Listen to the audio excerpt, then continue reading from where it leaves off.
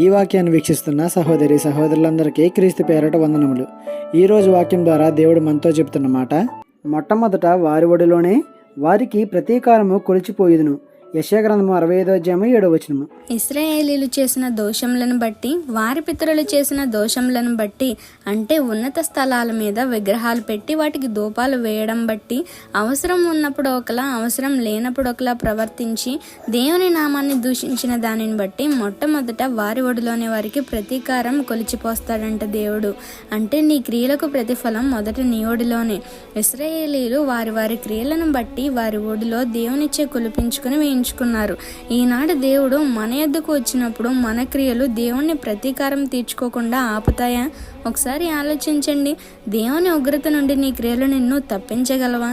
నేను మారను, నాకు నచ్చినట్టు ఉంటా, నచ్చింది చేస్తా అంటే మొట్టమొదట నీ క్రియలు నీ ఒడిలోనే కొలిచివేస్తాడు. జాగ్రత్త. ఈ చిన్న సువార్త పరిచర్యలో మీ సహోదరులు. God bless you. ఆమేన్.